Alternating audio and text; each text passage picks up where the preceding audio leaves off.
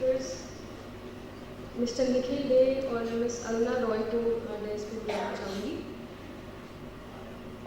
Mister Nikhil day और miss Aruna Roy Rajasthan में मजदूर किसान शक्ति संगठन से जुड़े हुए हैं। इन्होंने 1987 में ये संगठन शुरू किया था।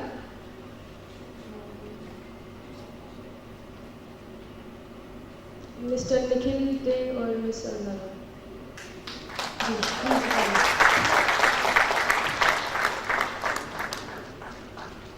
सबको जिंदाबाद साथियों।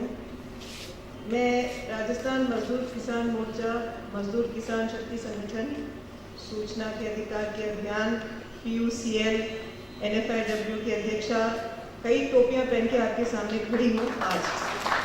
और मैं ये कहना चाहती हूँ कि खाद्य सुरक्षा का अभियान, रोजगार अभियान, मेरे बाल सफ़ेद हो गए हैं इसलिए कई साल जी चुकी हूँ, इसलिए इन सारे मुद्दे जो गरीबों को लोग चीज़ों से वंचित रखता है उससे जुड़ी हुई हूँ। और सूचना के अधिकार के अभियान का जो भूमिका मजदूर किसान शक्ति संगठन ने रचाया वो मजदूर और गरीबों को हक ना मिलने की वजह से सूचना का अधिकार हमारे लिए महत्वपूर्ण हुआ।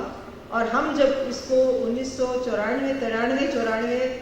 95 में उसको रचाने की कोशिश किए थे राजस्थान में, तो सबसे पहले ये पता लगा हम लोगों को, जो पहले से भी मालूम था, कि भ्रष्टाचार मिटाने के लिए जब तक आप पारदर्शिता और जवाबदेही सरकार के ढांचे में नहीं लाएंगे तब तक भ्रष्टाचार नहीं मिट सकता है। हमें एक बात और भी समझ आया तब कि भ्रष्टाचार केवल नहीं है, एक्चुअली करप्शन का दूसरा जो सिक्के का दूसरा तरफ है आर्बिट्ररी यूज ऑफ पावर, माने शक्ति का दुरुपयोग। आप शक्ति का दुरुपयोग जिसमें एक जना एक पैसा भी नहीं लेता है उसको क्या समझेंगे आप? केवल पैसे लेके जेल जाना ही केवल करप्शन नहीं है। हमारी दृष्टि में वही लोग बहुत करप्ट हैं जो कहते हैं हम बहुत शुद्ध हैं, मगर ऐसे नीति निर्धारित करते हैं जिसमें संवैधानिक हक को परे कर देते हैं, जो हमें टुकड़े टुकड़े में बांटने के लिए प्रयासें करी जाती हैं। हमारे बीच में नफरत पैदा किया जाता है, जिसमें हमारे पास जो भेदभाव के ढांचे ऑलरेडी हैं समाज में उसको गहरा किया जाता है, जिनमें न्यायपूर्ण निर्णय नहीं लिया जाता है जो संविधान के तहत है। हमें लगता है ये भी भ्रष्टाचार है, इसको हम अलग नहीं रख सकते। तो इसलिए अमित की बातों से तो पूरी सहमति है जिन्होंने वो कहे। खैर, अंग्रेज जब हमें छोड़ के गए थे उन्होंने कहा था the devil lies in the details. तो अमित की पूरे जो कहानी थी उसकी डिटेल्स ने हमें बहुत सारी चीजें बताई, मगर आज मैं कुछ बड़ी बड़ी बातों के ऊपर बात करना चाहती हूँ। 2-4 महत्वपूर्ण बातें जो मेरे दिमाग में हैं। सूचना के अधिकार, भ्रष्टाचार, जब हमारे सारे ढांचों में बीमारियां, दिक्कतें, ये सब सामने रखने के लिए सबसे पहला हक हमें चाहिए अभिव्यक्ति का अधिकार, the right to freedom of expression, article 19 of the Indian constitution. आज जो हमला हो रहा है हमारे ऊपर, right to freedom of expression पर हमला हो रहा है, तो हमें सोचना पड़ेगा कि करप्शन के बाद तो सेकेंडरी है आपके right to freedom of expression और मेरा right to freedom of expression चला जा रहा है, तो क्या हम किसी चीज में बात भी कर पाएंगे क्या? वैसे तो I don't know if all of you understand Hindi, how many don't understand Hindi in this audience? So I'm going to speak a bit in English. I'm a Tamilian and I feel sorry for people who don't understand Hindi. So in praise of India's plurality and the number of languages we have, I will mix English. I won't speak Tamil, if you forgive me, but I will speak a bit in English.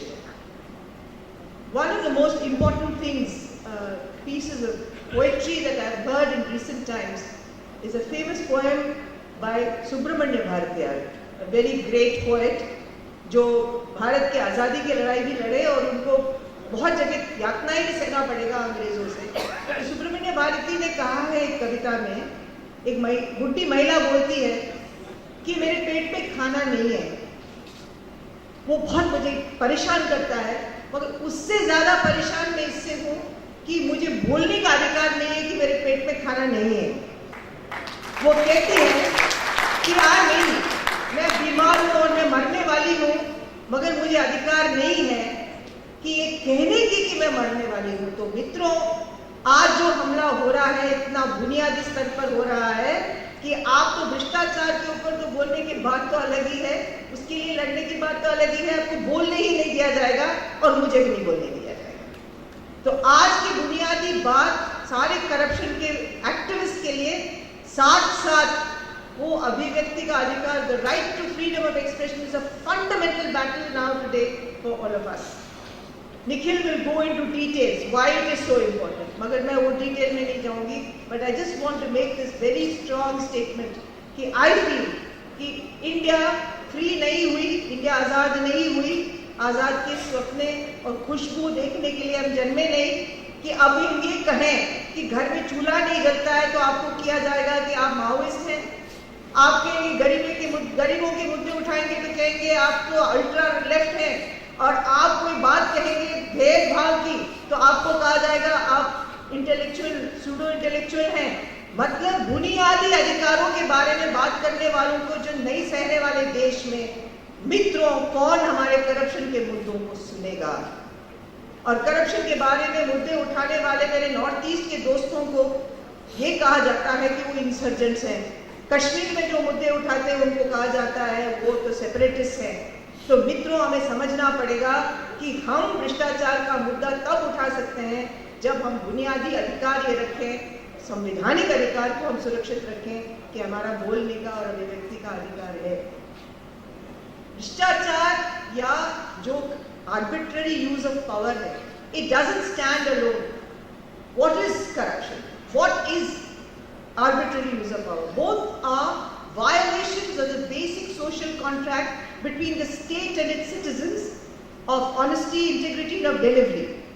We are talking therefore governance. हम तो ये बात कर रहे हैं कि सरकार कैसे चल रहा है, क्योंकि सरकारी जुम्मा लेता है संवैधानिक अधिकारों को हमारे तक पहुंचाने के लिए।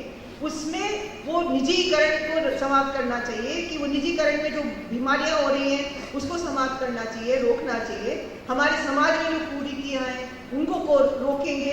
इसीलिए हम चाहते हैं कि हम समझें कि ये वास्तव में हमारे और सत्ता के बीच में एक रूबरू एक सवाल जवाब का स्थिति। तो राइट टू इंफॉर्मेशन ने एक दरवाजा खोला कि आप स्थित होके कह सके स्टेट को कि मैं नक्सलाइट नहीं हूँ, मैं सेपरेटिस्ट नहीं हूँ, मुझे फैक्ट्स चाहिए, ये सूचना चाहिए कि आपका ढांचा कैसा चल रहा है, पंचायत कैसा चल रहा है, ये कैसे चल रहा है, वो कैसे चल रहा है। डिटेल में हम चले गए और इसका जवाब हमें मिला कि हमारे 51 लोगों की मौत हो गई है जो सूचना पूछे। लास्ट तो गुजरात में हुआ है, मगर उसके पहले कई सारी जगह हो चुका है। So answer is coming in plain facts कि आप पूछ नहीं सकते। Questioning is in fact now tantamount to many things. Many names are being applied to this. So therefore, friends, today in this discussion on corruption, it would be incomplete without talking about the right to freedom of expression, right to constitutional rights in this country, and defending them as best as we can and standing up in one voice. I also want to say that just as the previous speaker said, and as many other speakers must have said yesterday, that it is just not only a matter of individual specific corruption. It's corruption which leads into wrong and bad policy making. We have to look at कि कैसे नीतियाँ कैसी बनी जाती हैं, नीतियाँ का प्रक्रिया क्या है, कौन उसमें जुड़ता है, किसका फायदा है।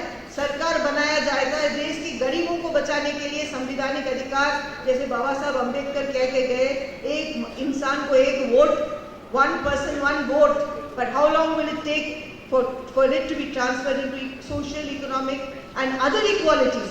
उन संवैधानिक अधिकारों के लिए लड़ने के समय मित्रों हमें समझना पड़ेगा वो नीति बहुत महत्वपूर्ण है, वो कानून बहुत महत्वपूर्ण है जो सरकार बनाती है। और आज ऐसे बड़े बड़े कानून बनाए जा रहे हैं जिसमें हमारे इंडिविजुअल आवाज कहीं खत्म हो जाएगी। एक मित्र आते हुए मुझे पूछे कि एटॉमिक एनर्जी इंस्टीट्यूशंस में इतना करप्शन है, जैसे ही आप एटॉमिक एनर्जी कहते हैं हमारे में से भी कई लोग कहेंगे ये तो देश की सुरक्षा की बात है, इस पर बात नहीं करना चाहिए।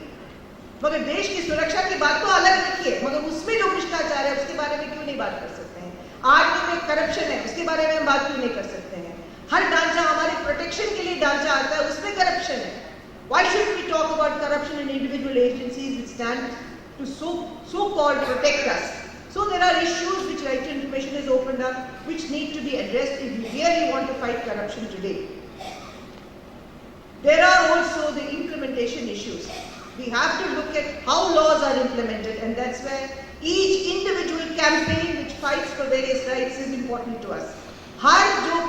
हर अभियान जो खाद्य सुरक्षा का अभियान हो, वो मेडिकल सर्विसेज का अभियान हो, वो आंगनबाड़ी वर्कर्स का अभियान हो, जो भी अभियान इस देश में, हर एक अभियान के अंदर वो भ्रष्टाचार के खिलाफ आवाज उठ रही है। हम उनके साथ कैसे लिंक करेंगे? यदि करप्शन का एक कैंपेन अलग से हो जाता है तो जीत नहीं सकती लड़ाई। उसको समझना पड़ेगा कि हर अभियान के साथ हम जुड़े हुए हैं, हर अभियान की भूमिका क्या हुआ है, और प्लेटफॉर्म में ईमानदारी से उनको जोड़ने की एक प्रयास करनी चाहिए। ना तो हम ये कह सकते हैं कि कोई भी कानून का प्रारूप अपने आप में सही है। हर कानून का प्रारूप में कुछ कमियां होंगी, कुछ अच्छाइयां होंगी, कुछ डिस्कशन के लिए, गुंजाइश के लिए, पार्टिसिपेशन के लिए। When we don't leave space, we are becoming as arbitrary as the people we struggle against. So it's extremely important in every debate, in every discussion, as we understood in the Right to Information campaign, because many people are here, Prashant is here, Nikhil is here, many other friends are sitting here, they're part of that campaign, and we opened up the debate. If you do not open up space for dialogue and space for चर्चा के लिए जगह नहीं होगी तो corruption का debate भी समाप्त हो जाएगा। करप्शन के लिए सब हाँ बदलेंगे, उसके समाधान के लिए हम जब बात करेंगे तो बहुत भिन्न भिन्न विचारें आएंगी, और सारे विचार को कुछ न्यूनतम समझौता, न्यूनतम एग्रीमेंट, न्यूनतम means the small area of concurrence and consensus must be developed before we fight for a corruption campaign. So no one will say no, everybody will agree. Who will say there should be corruption? Even the corrupt will say there should be no corruption. No one can stand up on the public domain and say कि corruption होना चाहिए. We also have to deal with the breakup of corruption जो हमारे दिमाग के अंदर बैठा है, मेरे अंदर भी हो सकता है, कि जब हम भेदभाव के आधार पर करप्शन करते हैं, जब हम असमानता के आधार पर करप्शन करते हैं, और जब हम अन्याय के आधार पर करप्शन करते हैं। मेरे सामने कोई आता है तो पहले मैं पूछती हूँ जाति क्या है? उस जाति के आधारित न्याय है, जाति के आधारित उनको हम जो भी निर्णय लेते हैं वो लेते हैं। हमें मालूम है शक्तिशाली इंसान आया तो शक्तिशाली के सामने झुकते हैं। तो ये जितने भी सारे डिबेट्स हैं, ये डिबेट्स को परे रख के करप्शन नहीं लड़ सकते हम। करप्शन के बारे में लड़ाई लड़नी है, जीतनी है, तो हम लोगों को इन सारी चीज़ों को कहीं ना कहीं अपने एजेंडा में लाना पड़ेगा। उसके ऊपर भी एक मिनिमम कॉमन एजेंडा बनना पड़ेगा, उसमें हमारी सहमति होनी पड़ेगी, तब हम हाँ जरूर लड़ेंगे और जीतेंगे। नहीं तो लड़ेंगे और हारेंगे। लड़ेंगे, जोर से बोलिए, लड़ेंगे, लड़ेंगे, और लड़े हैं, अब जीते भी हैं। कई कानून बन गए हैं हमारी इच्छा अनुसार, लड़े हैं।